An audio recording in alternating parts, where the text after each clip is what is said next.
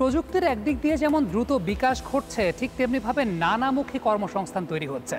এই যেমনটা ধরেন আপনি ডেটা সায়েন্স নিয়ে কাজ করতে পারেন, সফটওয়্যার ডেভেলপমেন্ট নিয়ে কাজ করতে পারেন, অ্যাপ ডেভেলপমেন্ট নিয়ে কাজ করতে পারেন, সাইবার সিকিউরিটি নিয়ে কাজ করার সুযোগ রয়েছে, আর্টিফিশিয়াল ইন্টেলিজেন্স একটা কাজ করার বড় জায়গা।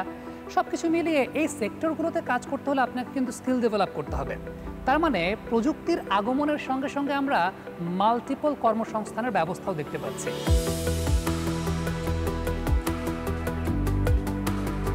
বাংলাদেশে 4554টি যে ইউনিয়ন রয়েছে, আপনি যদি ইউনিয়ন পর্যায়ে 2 কোটি টাকা করেও যদি বরাদ্দ করেন, অর্থাৎ সরকারি তহবিল থেকে 10,000 কোটি টাকা যদি সিড ফান্ডের জন্য রাখা হয়, যে প্রতিটা শিল্প কারখানা না, আমি বলছি যে যারা ক্ষুদ্র পরিসরে স্টার্টআপ আছে, টেক স্টার্টআপ আছে, যদি 2 কোটি টাকা করেও যদি আমরা সিড ফান্ড দিতে পারি এই 4554টা ইউনিয়নে, আমি বিশ্বাস করি প্রতি ইউনিয়নে এখানে ব্যাপকভাবে একটা স্টার্টআপের একটা কালচার সৃষ্টি হতে পারবে।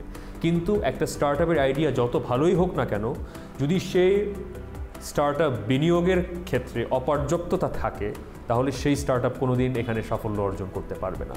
এখন দেখা যায় আমাদের অনেক ছেলেদের ব্রিলিয়েন্ট আইডিয়া আছে, তাকে ব্যাংক টাকা দিচ্ছে না, ভিসিগুলা যারা রয়েছে তারা চীনা পরিচিত কিছু ব্যবসা বাদে অন্য কোনো কোম্পানিকে তারা বিনিয়োগ করতে চাচ্ছে না। তো ইন্ডিয়ার যে ভিসি কালচারটা, সেটা সম্পূর্ণভাবে কিন্তু আরও বাংলাদেশের চেয়ে শতভাগ বলবো না, 1000 গুণ বেশি কিন্তু অ্যাডভান্স কিন্তু রয়েছে। চাইনিজ ভিসি কালচার বাংলাদেশের চেয়ে শত বেশি গুণ বেশি কিন্তু অ্যাডভান্স রয়েছে। বাংলাদেশে এখন পর্যন্ত কিন্তু যারা আজকে ব্যবসায় করে আসছে, তারা কিন্তু ঋণের উপরে নির্ভরশীল হয়ে ব্যাংকের অর্থ দিয়ে কিন্তু মূলত তারা কিন্তু ব্যবসা করছে। এই কালচারটা এখানে একটা প্যারাডাইম শিফট আমাদের আনতে হবে। এবং এই প্যারাডাইম শিফট আনার জন্য অনেকে যারা বলে যে আমরা বিনিয়োগ করতে চাই, কিন্তু বাংলাদেশে তো রুল অফ ল অনেক সময় নাই, প্রপার্টি রাইটস নাই, স্টার্টআপে বিনিয়োগ করলাম, সে আমার টাকা পয়সা নিয়ে যদি উধাও হয়ে যায়, সরকার কি করে, রাষ্ট্র কীভাবে, রাষ্ট্রযন্ত্র এবং লিগাল অ্যাপারেটাস কী করে আমাকে নিশ্চয়তা দিবে, আমার অর্থের নিশ্চয়তা। তো এদিকে অবশ্যই প্রপার্টি রাইটস আমাদের এনশিওর করতে হবে। স্টার্টআপের লিগাল ফ্রেমওয়ার্ক, যে টাকা, যে 10 কোটি টাকা, 5 কোটি টাকা, $1 মিলিয়ন, $2 মিলিয়ন বিনিয়োগ করলো, তার অর্থের কি করে নিরাপত্তা এনশিওর করা যাবে। তো সাউথ কোরিয়া তার জিডিপির 4% সে ব্যয় করছে রিসার্চ অ্যান্ড ডেভেলপমেন্টে। ইসরায়েলের মতো ছোট্ট একটা দেশ, তারা 5% তারা ব্যয় করছে তার জিডিপির।